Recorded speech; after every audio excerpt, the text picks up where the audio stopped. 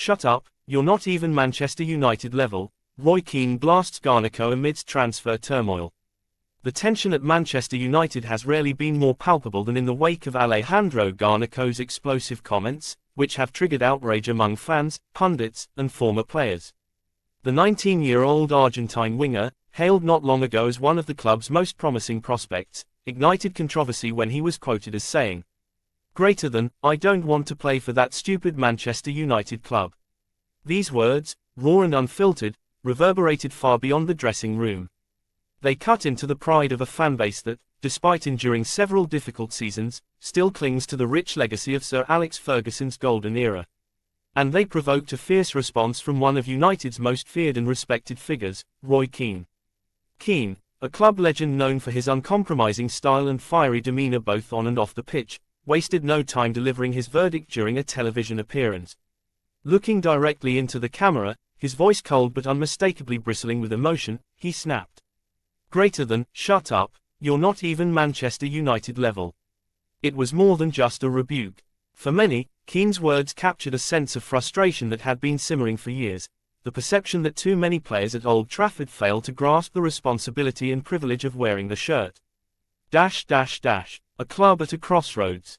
The timing of this flare-up could hardly be worse. United are in the middle of a turbulent transition under new manager Ruben Amorim, appointed after a deeply disappointing 2024-25 campaign that saw the club finish 16th in the Premier League, just one place above the relegation zone.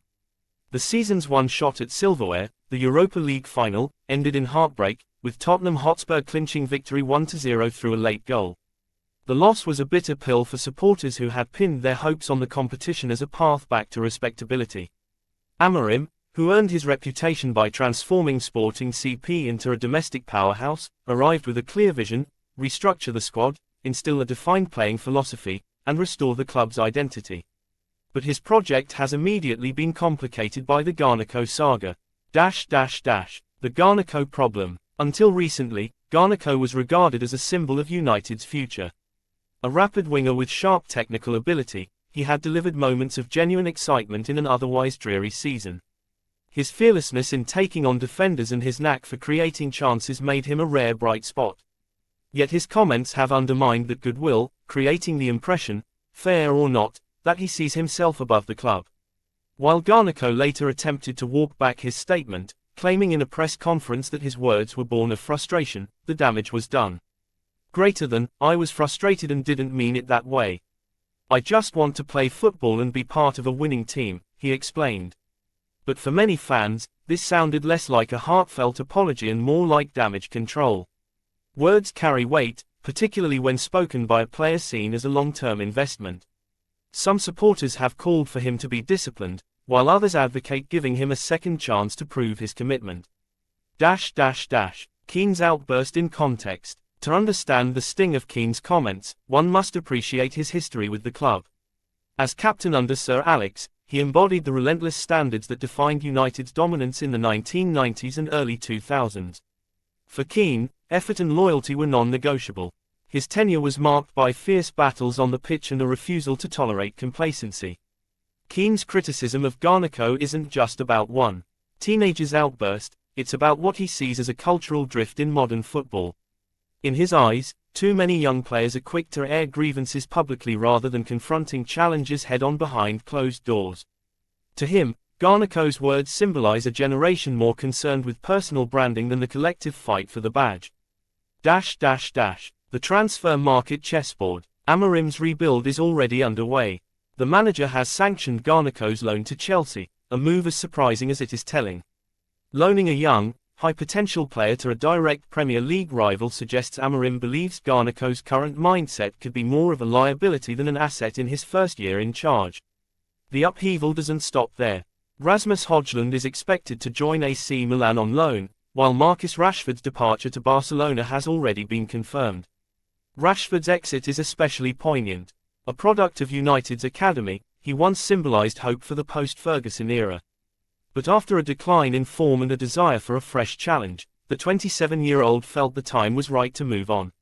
For Amorim, losing such high-profile players is risky, but he appears determined to reshape the squad in his image. United's recruitment strategy this summer seems geared toward balance, pairing experienced professionals who understand the demands of elite football with younger players willing to buy into the collective ethos. A fractured fan base. Supporters are split over how the club should respond to the Garnacho affair. Some argue that his talent is too valuable to discard, especially given United's lack of attacking depth. Others insist that no player should be bigger than the club, and that Amarim's project requires total unity.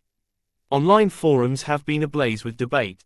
One camp believes Garnacho's frustrations are symptomatic of deeper structural issues at United, namely, poor recruitment, inconsistent management, and a lack of tactical clarity over the past decade.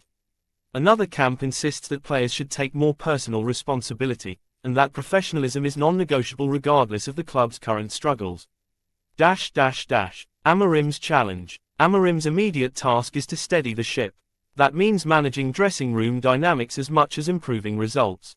He has already hinted that discipline will be a cornerstone of his tenure, with several training ground changes designed to reinforce professionalism and team cohesion. Garnacho's outburst, in this light, could serve as an early litmus test for the manager's authority. At the same time, Amarim faces the monumental challenge of bridging generational gaps within the squad. The veterans remember competing for titles, while the younger players have known mostly mediocrity and turmoil. Unifying those perspectives under a single vision will determine whether United's rebuild succeeds or stalls. The bigger picture. The Garnacho episode is a microcosm of Manchester United's broader struggle to define itself in the modern game. The club is still adjusting to the realities of life outside the Premier League's top tier of contenders. Financial power remains, but the aura of inevitability that once surrounded Old Trafford has faded. Roy Keane's words, sharp and unforgiving, strike a chord because they echo a longing for the past, an era when standards were ruthlessly enforced and personal pride in the shirt was unquestioned. Whether such an ethos can be revived in today's footballing landscape is uncertain. Looking ahead, the coming season will be pivotal.